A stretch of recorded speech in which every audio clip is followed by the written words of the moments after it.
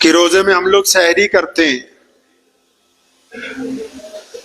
آج کل تو سحری تو کیا، کچھ لوگ ولیمہ ہی کھاتے ہیں صبح کو بھی. لیکن یہ جو سحری ہے یہ ہمارے پیارے نبی جناب حضرت محمد مصطفیٰ صلی اللہ علیہ وسلم کے صدقے ہمیں اللہ کی طرف سے انعام ملا ہے. پتہ ہے آپ کو یہ بات؟ راز کی بات ہے یہ راز پتہ ہے آپ کو؟ نہیں پتہ. قرآن نے کہا کہ تم پر روزے فرض کر دیے جیسے کہ پہلی امتوں پر فرض تھے. کبھی قرآن پڑھیے گا. اور پہلی امتوں پر کیسے فرض تھے بھائی روزے؟ ان کے ہاں سحری نہیں تھی. پہلی امتوں میں سحری نہیں تھی. کیسے روزہ رکھا جاتا تھا پتہ ہے؟ شام کو سورج ڈوبنے کے بعد افطاری ہوتی تھی. افطاری میں جتنا کھا لیا پی لیا، ٹہل لیے، پھر کھا لیا. جیسے ہی کسی روزے دار نے 10 منٹ کے لیے لیٹا، اگر کہیں آرام کرنے کے لیے بیٹھا، جیسے ہی اس کی آنکھ لگ گئی تو اس کا دوسرا روزہ شروع. یعنی مغرب اور عشاء کے بیچ میں ہی دوسرا روزہ شروع ہو جاتا تھا. پھر 24 گھنٹے بعد سحری میں روزہ کھلتا تھا دوبارہ. افطاری میں سحری نہیں تھی.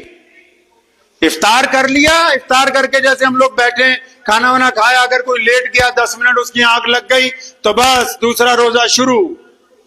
ہماری امت میں بھی وہی روزے ملے تھے.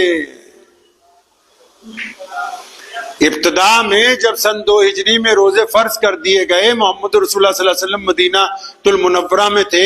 آپ کو پتا ہے ہمارے پیارے نبی جناب محمد کہیے صلی اللہ، زور سے ذرا درود شریف، صلی اللہ. ہاں، ہمارے نبی حضرت محمد صلی اللہ علیہ وسلم جب مدینہ گئے، اللہ نے 2 بڑی نعمتیں دی مدینہ میں پہنچتے ان کو. نبی علیہ السلام کو 2 بڑی نعمتیں. کون سی 2 بڑی نعمتیں عطا فرمائی؟ پہلی تو نعمت یہ عطا فرمائی کہ محمد صلی اللہ علیہ وسلم جب نماز پڑھا رہے تھے مسجد قبلتین میں، اللہ کریم کا حکم ہو گیا کہ میرے پیارے محبوب اب اپنا چہرہ فلسطین میں بیت المقدس کی طرف سے ہٹا کر کے مکہ المکرمہ خانہ کعبہ کی طرف کر لیجئے. کعبہ اللہ کا گھر تو صدیوں سے ہے، لیکن ہمارا قبلہ نہیں تھا.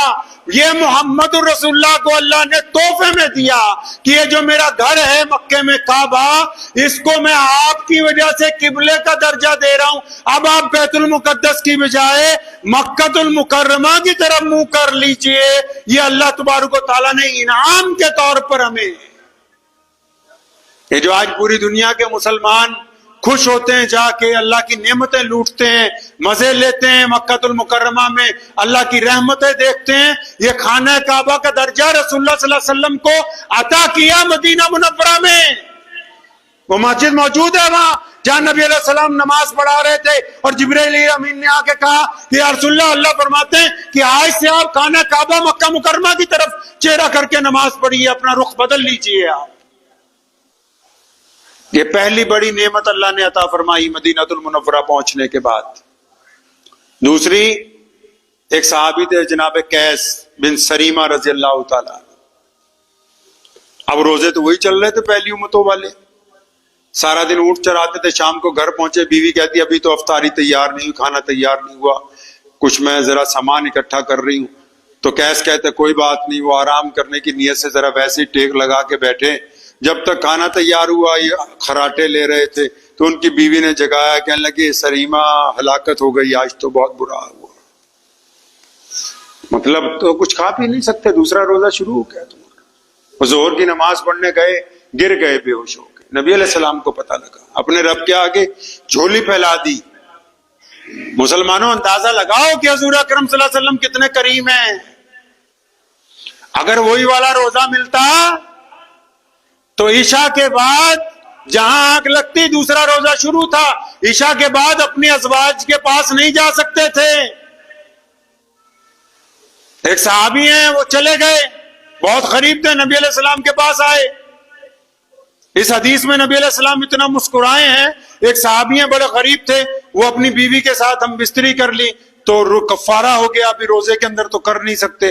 حضور صلی اللہ علیہ وسلم کے پاس آئے, فرمایا یا رسول اللہ ایسے ایسے غلطی ہو گئی. فرمایا کوئی بات نہیں, اب 70 لوگوں کو کھانا کھلا. کہا یا رسول اللہ میں تو خود بڑا غریب ہوں, میں کہاں سے کھلاؤں گا. فرمایا اچھا بیٹھ جائے یہاں میرے پاس. بیٹھ گئے. اتنی دیر میں ایک صحابی کھجوریں لے کے آئے صدقے کی. فرمایا یہ لے, آ گیا, انتظام اللہ نے کر دیا, جا لے جا کے مدینہ کے غریبوں کو جا کے بانٹ دے. تو اس نے آگے پتا کیا کہا, یا رسول اللہ مجھ سے زیادہ غریب کون ہے, آپ مجھے ہی دے دیجیے. تو یہ نبی علیہ الصلوۃ والسلام کو اللہ تعالیٰ نے سحری عطا فرمائی کہ آپ کی امت کو یہ انعام دے رہے ہیں مدینہ المنورہ میں. اللہ کریم نے, یہ اللہ نے فضل فرمایا نبی علیہ السلام کے صدقے ہم پر کہ آپ کی امت کو اجازت ہے کہ سورج ڈوبنے سے لے کے سورج نکلنے تک یہ جو رات کے پہر ہوں گے, یہ جو مرضی کھائیں پیئیں, اپنی بیویوں کے پاس جائیں, سحری تک ان کو اجازت ہے کہ جس انداز میں مرضی حلال چیزیں جو ہیں یہ کھا پی سکتے ہیں, ورنہ پہلی امتوں کے پاس سحری جیسی عظیم نعمت جو ہے وہ موجود نہیں تھی. نبی علیہ الصلوۃ والسلام نے عطا فرمایا. اور آج جب اتنی بڑی نعمتیں مل گئی, پہلی امتیں تو چلو دیکھو کس طرح روزہ رکھتی ہوں گی بڑی قربانیوں کے ساتھ, اور آج ہم لوگ, ابھی کل پرسوں ہم لوگ آ رہے تھے سڑک سے راستے سے, تو ایک صاحب یہاں میرے پاس بیٹھے گئے, 2 گھنٹے مسئلے پوچھتے رہے, تو وہاں چوراہے میں جا کے چھولے کلچے والے سے لے کے پانی پی رہا, ساتھ میں کلچے کھا رہا. الحمدللہ.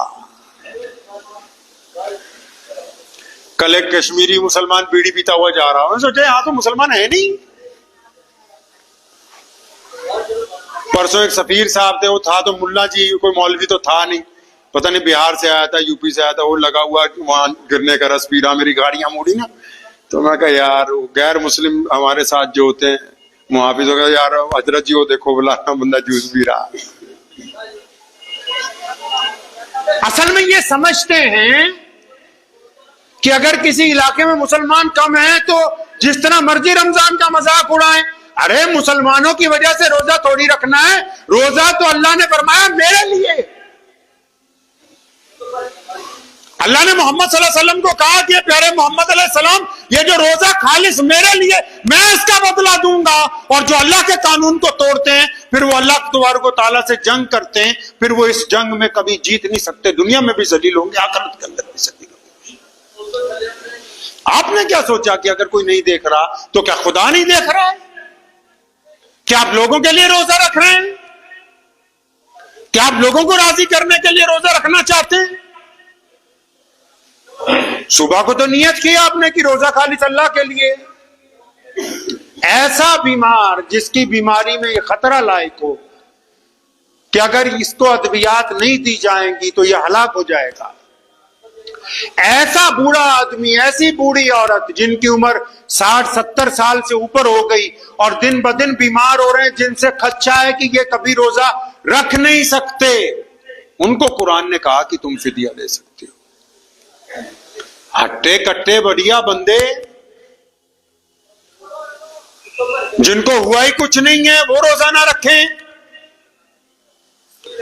اور پھر روزہ رکھیں تو نماز نہ پڑھیں. روزے کا اور نماز بالکل جڑی ہوئی چیزیں, 3 چیزیں اس مہینے میں آپس میں جڑی ہوئی ہیں. پہلا روزہ, دوسرا نماز, تیسرا قرآن. یہ تینوں چیزوں کا ملا کے چلنا ہر ایک مومن کے لیے لازم ہے رمضان مبارک کے اندر. نہ نماز چھوڑ سکتا ہے, نہ قرآن پاک کی تلاوت چھوڑ سکتا ہے. کئی نماز تراویح پڑھتے ہیں, پیچھے گفتگو کرتے رہتے ہیں, بیٹھے رہیں گے کہ امام صاحب رکوع میں جائیں گے تو تب جائیں گے. اللہ کے بندے, آپ اندازہ یہ لگائیے کہ مسجد میں زور سے قرآن پڑھنا منع کیا گیا عام آدمی کو کہ بھی آہستہ پڑھو, تاکہ قرآن جب پڑھا جائے گا تو اس کو سننے والے ادب کے ساتھ کھڑے ہونے چاہیے. میں دوسروں کی بات نہیں کرتا, آپ کو مسلمانوں کو آپ نے دیکھا ہوگا, آپ خود جانتے ہوں گے, ہمارے گھروں میں, دکانوں میں, فیکٹریوں میں کبھی ریکارڈنگ میں قرآن شریف لگا کے نہیں چلایا جاتا. پتہ ہے نا آپ کو یہ بات؟ ہمارے ہاں پوری دنیا میں مسلمان ریکارڈنگ لگا کے قرآن پاک کی اپنی دکان پہ, فیکٹری میں چلاتے نہیں ہیں کبھی. کیوں؟ یہ اللہ کا کلام ہے، جب یہ سنایا جائے گا تو پیچھے ہاتھ باندھ کے ادب کے ساتھ کھڑا ہونا لازم ہے، ادب کے ساتھ کھڑا ہونا لازم ہے۔ ادھر امام تراویح میں قرآن سنا رہا ہے، ادھر پیچھے تم پیسے گپے مار رہے ہو، پتہ نہیں کہ خدا کا کلام سنایا جا رہا ہے، اللہ تبارک و تعالیٰ کا قرآن سنایا جا رہا ہے، ادب کے ساتھ کھڑے ہو جاؤ۔ نہیں کھڑے ہو سکتے، تمہاری کوئی ضرورت نہیں اسلام کو، کوئی منت کر کے نہیں تمہیں لایا گیا مسجد تک۔ اپنے آپ کو گنہگار کرنا ڈبل، یہ سمجھ لینا کہ بھائی ہم روزہ رکھیں یا نہ رکھیں لوگوں کو پتہ نہیں لگے گا۔ ارے لوگوں کو پتہ لگے یا نہ لگے، اللہ کو تو پتہ لگ رہا ہے۔ اللہ تو آپ کے دل کے حالات کو جانتا ہے کہ آپ روزہ رکھ کیوں رہے ہیں۔ کئی روزہ ہی نہیں رکھتے، افطاریاں کرواتے پھر رہے ہیں۔ یہ ہمارا گھر دیکھ لو، آؤ ہمارے افطاری ہے، دعوت ہے جی، روزانہ افطاریوں کا میلہ لگ رہا ہے۔ اللہ کے بندے، کبھی افطاری کے ساتھ نماز مغرب کی بھی کوئی پابندی کی جا رہی کہ نہیں کی جا رہی؟ اور مغرب کے فوراً بعد جو لوگ افطار کرنے آ رہے ہیں یہ تراویح میں بھی پہنچیں گے کہ نہیں پہنچیں گے؟ کوئی محمد رسول اللہ صلی اللہ علیہ وسلم کی سنتیں بھی رمضان میں ادا کی جائیں گی کہ نہیں؟